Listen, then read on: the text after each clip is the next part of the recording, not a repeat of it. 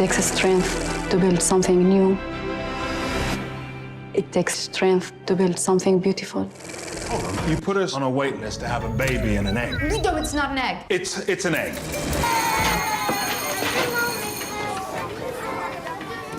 Souvenez-vous, les enfants, demain c'est grève, hein?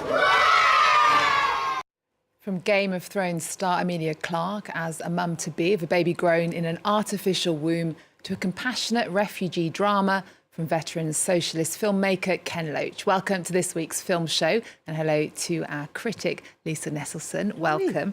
Now, French audiences have been flocking to Ken Loach films for decades. He says The Old Oak will be his last. It's like a final call for solidarity, isn't it? Well, there's something touching or slightly loony, depending on your point of view, about a filmmaker who at age 87 still believes in the promise of socialism and incorporates the class struggle into his movies. And while his stories may juggle very harsh realities, they're rarely boring. He addresses people as comrade and practices what he preaches, living frugally, and in his movies involving real individuals from communities decimated by Thatcher-style policies. A typical Loach film revolves around modest people faced with seemingly insurmountable dilemmas. Now, The Old Oak is the name of a barely surviving pub in a former coal mining town. Disenfranchised residents don't take kindly to the government delivering Syrian refugees into their midst to live in the mostly abandoned homes that have lost all their value. OK, well, let's take a look at the tensions in The Old Oak. My name is Yara, by the way. What's yours? Tommy Joe Ballantyne. Do you mind me asking? Are you all right? When I was a little girl, I wanted to be a photographer and travel the world. If you've got a moment, you'll come back to the pub with me. I wanted to show you the photographs in here. Whole way of life, just gone forever. When you eat together, you stick together. My mother always said that. Loach shot near Easington Colliery in County Durham, where Billy Elliot was shot. Loach has said that The Old Oak will be his last feature film, while hinting that he may have a documentary or two still in him. He and his co-screenwriter, Paul Laverty, have made 15 films together over the past 30 years, winning 2 Golden Palms in Cannes along the way. In The Old Oak, the locals are mostly bigots, but there's room for longtime residents and new arrivals to tentatively get to know each other and even break bread together. Now, it's easy to get invested in the fates of these specific characters. They gradually put a very human face on the plight of refugees and the great numbers of working people deprived of their livelihoods with no thought of what they might do instead. OK, well, and that was The Old Oak, Ken Loach's potentially last film, next to a sly bit of sci-fi set in a near future where pregnancy has morphed away from the standard template into one of greater convenience. Tell us about The Pod Generation, starring Emilia Clarke and Chiwetel Ejiofor. Well, the main thrust of evolution is to reproduce. Whether you're a plant, a person, or an insect, Paris bedbugs have mastered this technique. The French actress and director Ariel Dombal bucks this imperative, which she says that she didn't have children because, quote, I create, I don't procreate. But humans are, for the most part, pre-programmed to reproduce. In The Pod Generation, however, hardly any women carry a fetus in their wombs, but instead sign up to receive a pod, an aesthetically pleasing egg-like form, kind of like a really big Kinder Egg, but with a prize inside you have to send to college one day. Our loving couple find themselves beholden to a peppy yet sinister company because a private for-profit outfit basically runs the whole business of where babies come from. Recounted like this, that sounds outrageous, but what the film does so well is render it matter-of-fact. OK, well, let's take a look at where babies come from. I'm sure you're all very excited. Parents are raving about it. It is the ultra solution. My nephew was born at the womb center, but he doesn't dream. I wouldn't worry about it. I can't do it with the pod in here. What are you talking about? It can't see us. I feel Alvy is able to bond with our child, but I'm not. Maybe I'm just not ready to be a mother. So the mum-to-be is thrilled. The only person unsure this is a good idea is actually the father. Well, Chiwetel Ejiofor is simply wonderful to watch. Yes, he's reticent because he's a dedicated botanist, fascinated by the wisdom of nature. His profession, however, is looked down upon as non-essential to the point of being quaintly retrograde. I enjoyed this enormously, from the dialogue to the design to the underlying themes. Writer-director Sophie Barthes is a French woman working in English, and here's what Emilia Clarke had to say about their collaboration.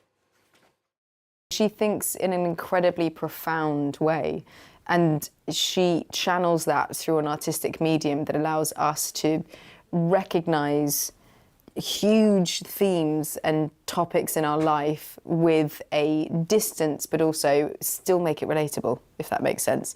So the fact that she set a kind of dystopian, futuristic movie in a domestic setting, you know, that was the thing that drew me so much to it, that we get to have a marriage that's relatable in amongst a kind of odd, satirical world.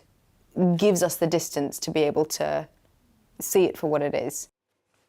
You can watch my full interview with Emilia Clarke on our website at france24.com. Now, from the future of giving birth to the future of film. 40 years ago, Wim Wenders asked 16 filmmakers at the Cannes Film Festival about the future of movies. The result was a documentary called Chambre 666, or Room 666. Last year, first-time French filmmaker Lubna Plaoust repeated the experiment in another hotel room in Cannes, this time with 30 interviewees. And the result is Room 999. So does it reinforce or contradict its predecessor? Well, some context. Today, the world is absolutely awash in moving images, including the ones you're watching right now. But cinema and its little sister video is a relatively recent development in human history. Cleopatra didn't go to the movies. Catherine the Great didn't make sex tapes of her getting overly friendly with her horse. That's a rumor. Anyway, in 1982, Wenders sat down an impressive cross-section of directors, including Steven Spielberg and Jean-Luc Godard, and asked each of them the same set of questions about where they thought movies were headed and whether the death of cinema was nigh. Back then, everybody still shot celluloid film that had to be sent to a lab and developed with chemicals. Hardly anybody still does that anymore. Christopher Nolan and Paul Thomas Anderson are among the militant holdouts who do not shoot digitally. Now, if you told me 40 years ago that for a few $100s, absolutely anybody with a cell phone could shoot images and post them immediately to something called the World Wide Web for global viewing, I doubt I would have believed you. And you wouldn't need to know anything about sound recording or shutter speeds or f-stops or focus or depth of field to accomplish that. So, trying to predict the state of the profession 40 years from now is anybody's guess. Wenders himself, David Cronenberg, Andre Diwan, and James Gray are among the directors who try. This film should be far more interesting than it turned out to be. But boy, will it be interesting 40 years from now in 2063. Oh my goodness. Here's a glimpse of the most recent batch of working directors trying to imagine the evolution of their profession. Is cinema a language about to get lost, an art about to die?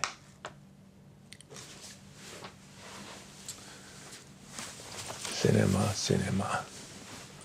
I'm a pretty negative guy. I'm a Russian by descent, I guess, so the answer is yeah, it's going to die. It's a strange predicament. I don't know. How can it change?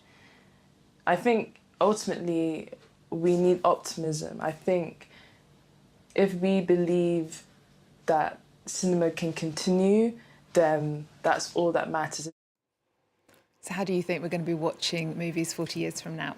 Okay, well, that's a really philosophical yet pragmatic question. So, will France 24 be pumped directly into our brains? Will we have studios on Mars? Will I run out of themed T-shirts?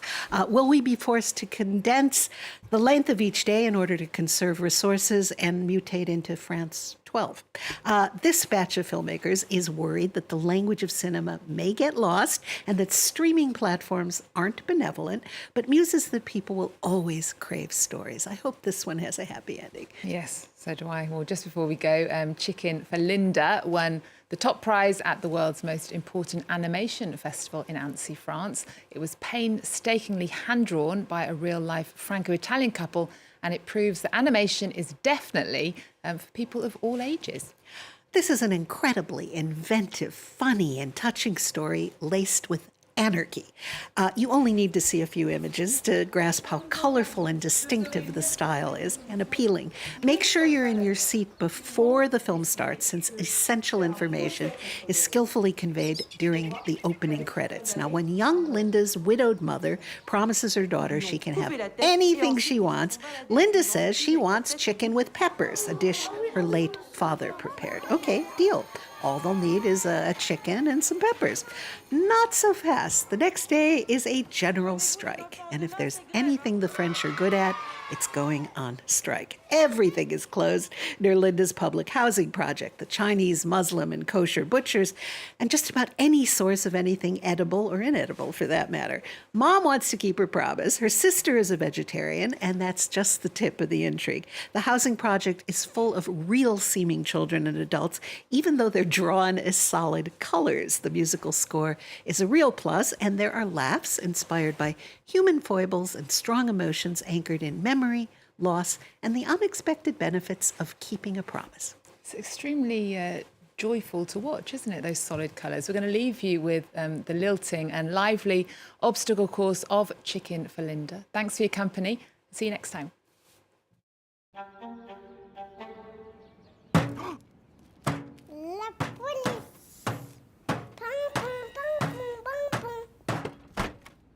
La voiture de police. Et alors, ce poulet, on le passe à la casserole? On a faim, nous! On a faim, on a faim, on a faim, on a faim, on a faim, on a faim, on a faim, on a faim.